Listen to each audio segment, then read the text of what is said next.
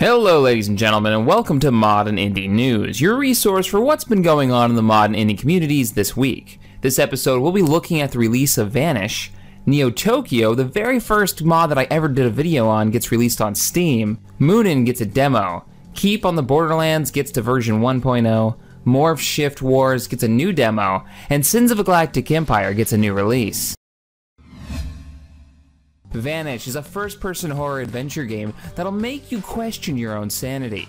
You're thrown into a labyrinth for reasons unknown and must roam through the darkness to find your escape. Do you have what it takes to get out alive? Or will you be another feast for the walls that seem to be alive? The game has received a full release on Windows, Mac, and Linux, and if you enjoy horror games, you can download this one on IndieDB. NeoTokyo is a first-person shooter that aims to provide a visceral and realistic combat experience in a rich futuristic setting. The mod takes place in and around the fictionalized Tokyo, approximately 30 years in the future, where mankind has begun to fuse with technology. After a near-successful military coup, the National Security Force is formed, answering directly to the Prime Minister. Its mission is to investigate and eliminate all threats to Japan, both abroad and at home. NeoTokyo is currently available for download on Steam. All you need is a game that uses the source engine such as Half-Life 2. Go to the ModDB page for more info and a link to the Steam page. Munin is a puzzle platformer which fuses Norse mythology with a challenging logical spatial puzzles. Munin the Raven, faithful messenger to Odin, now stands stripped of his wings and transformed by Loki into a mortal girl. Flightless and determined, she will strive through the 9 worlds of Yggdrasil to claim the lost feathers and return to Asgard. Munin bolsters the traditional platforming experience with the use of rotating environments to surpass obstacles and solve puzzles. By twisting portions of the environment, players will create bridges from pillars, turn walls into floors, or open new passages. Further gameplay elements like switches, moving environments, or items influenced by physics add even more depth to the puzzles. By rotating the game's world, boulders will roll and fall, liquids like water or lava will flow, and Norse ruins will reveal hidden lost feathers. Munin features 9 amazing worlds, 77 exciting levels, and roughly 7 hours of enjoyable playtime.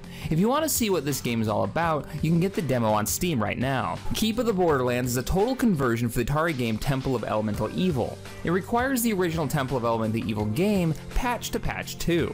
The mod is for starting level players. It attempts to push many of the elements of the game engine to their limits, using the engine's capacity for animation, quests, skills, feats, and dialogue, as well as combat, to produce an adventure game in the classic puzzle-solving mode.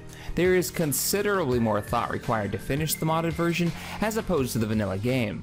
The mod has recently received its full release and features new skills, weapons, and magic, along with a huge overhaul to the game.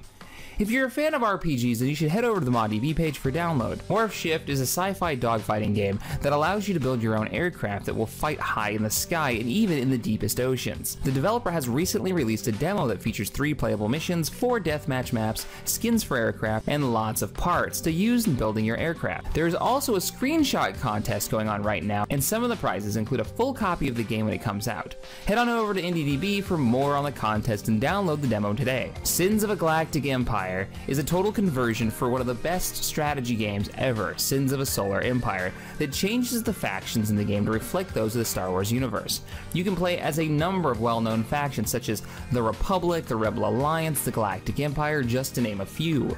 The mod has recently received a pretty hefty update that has adjusted gameplay with new AI, new civilian tech trees. There have also been a number of visual changes, including a new user interface, new capital ship explosions, new skyboxes. If you want to see more of this mod in action, you can check out our Let's Play over on the XP Gamers, and be sure to check out the ModDB page for a full list of changes and a download link. I highly recommend this one. I've got a couple hours into it already and it's a lot of fun. And that's it for Mod and Indie News this week. If you've enjoyed this, be sure to hit the thumbs up button, subscribe to the channel for more gaming goodness, and as always, thanks for watching, and I'll see you guys next time.